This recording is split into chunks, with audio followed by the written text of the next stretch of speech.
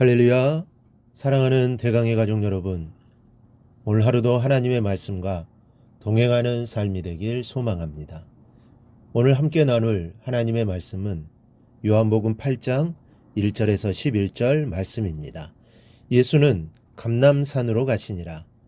아침에 다시 성전으로 들어오시니 백성이 다 나아오는지라 앉으사 그들을 가르치시더니 서기관들과 바리새인들이 음행 중에 잡힌 여자를 끌고 와서 가운데 세우고 예수께 말하되 선생이여, 이 여자가 간음하다가 현장에서 잡혔나이다. 모세는 율법에 이러한 여자를 돌로 치라 명하였거니와 선생은 어떻게 말하겠나이까? 그들이 이렇게 말함은 고발할 조건을 얻고자 하여 예수를 시험함이라라. 예수께서 몸을 굽히사 손가락으로 땅에 쓰시니 그들은 묻기를 맞이 아니하는지라. 이에 일어나 이르시되 너희 중에 죄 없는 자가 먼저 돌로 치라 하시고 다시 몸을 굽혀 손가락으로 땅에 쓰시니 그들이 이 말씀을 듣고 양심의 가책을 느껴 어른으로 시작하여 젊은이까지 하나씩 하나씩 나가고 오직 예수와 그 가운데 섰는 여자만 남았더라.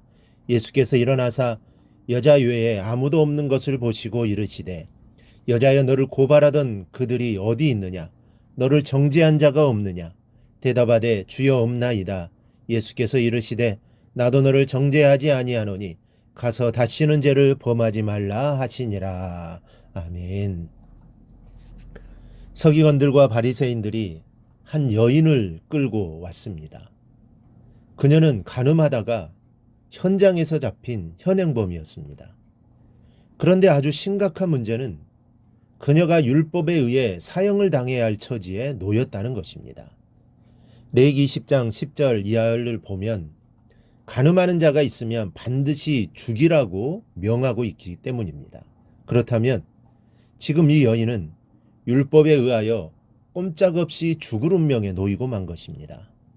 이 여인을 붙잡아온 사람들은 예수님께 모세는 율법에 이러한 여자를 돌로 치라 명하였거니와 선생은 어떻게 말하겠습니까? 하고 질문을 합니다.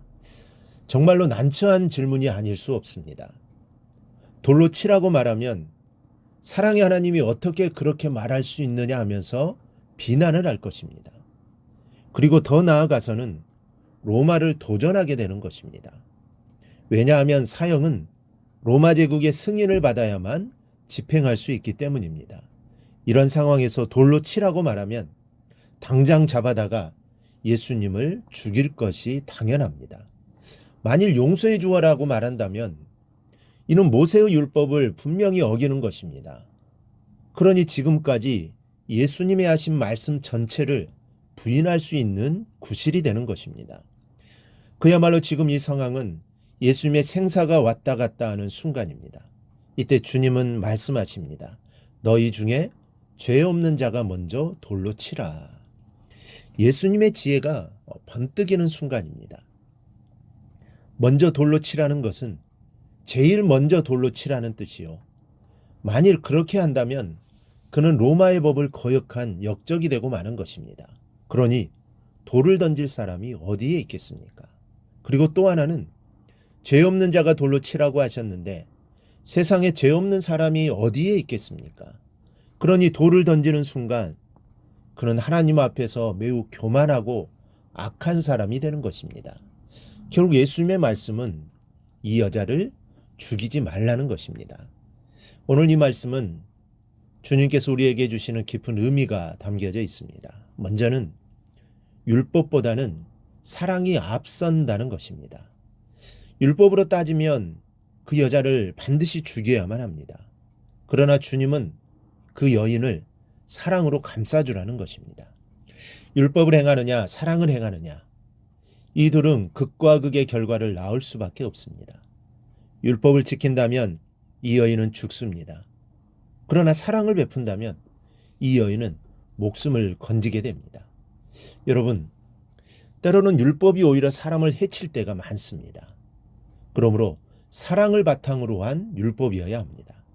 오늘 율법대로였다면 불쌍한 이 여인은 죽었을 겁니다. 그런데 주님은 사랑으로 율법을 감싸신 것입니다. 율법의 정신은 사랑이라는 진리를 잊지 않기를 바랍니다. 사랑은 율법의 완성이요 사랑하는 자는 하나님을 아는 자입니다. 왜냐하면 하나님은 사랑이시기 때문입니다. 그러므로 우리는 무슨 일을 하든지 사랑으로 해야 합니다. 고린도전서 13장을 보면 천사의 말을 하고 예언하는 능력이 있고 산을 옮길 만한 믿음이 있고 내 몸을 불사르게 내줄지라도 사랑이 없으면 아무것도 아니라고 말합니다. 그러므로 우리는 무엇을 하든지 사랑의 마음을 가지고 해야 합니다. 그럴 때 우리의 삶을 통해 하나님께 영광을 돌릴 수 있게 되는 것입니다. 다른 하나는 나를 보고 상대를 보아야 한다는 가르침이십니다. 주님은 죄 없는 자가 먼저 돌로 치라고 하셨습니다. 저 여인에게 죄가 있다면 너에게도 죄가 있음을 알라는 뜻입니다. 저 사람에게 허물이 있으면 너에게도 허물이 있음을 알라는 것입니다. 그럼에도 사람들은 자기의 허물을 생각하지 않고 남의 허물만을 둘추려하고 있습니다. 그러니 얼마나 가증스러운 모습이겠습니까? 어진 사람은 자기의 허물을 돌아보며 남의 허물을 덮어줄 줄 아는 마음이 있는 사람입니다. 허물이 많고 적음을 가려내는 사람처럼 이 간사한 사람이 없습니다. 왜냐하면 하나님 앞에서는 나도 죄인이요 너도 죄인인 것입니다. 아니 나보다 더 큰 죄인은 없다는 고백을 할 수 있어야 합니다. 그런 사람만이 남을 용서하며 감싸주는 사람이 될 것입니다. 또 하나는 용서는 사람을 살린다는 것을 가르쳐주고 있습니다. 용서가 있는 곳에는 생명이 있고 소망이 있는 것입니다. 저 여인을 용서하지 않았다면 그녀의 생명은 끝난 것입니다. 그러나 그녀는 새로운 삶을 시작할 수 있게 되었고 그날의 용서받았던 감격을 평생토록 잊지 못하고 살 것입니다. 즉 용서는 이렇게 힘이 있습니다. 그러므로 용서는 교회의 힘이요 성도의 힘이 되는 것입니다. 그러므로 우리는 용서하는 삶을 살아야 합니다. 어찌 보면 용서하는 삶은 당연한 것입니다. 우리도 용서를 받았기 때문입니다. 어마어마한 죄를 용서받았습니다.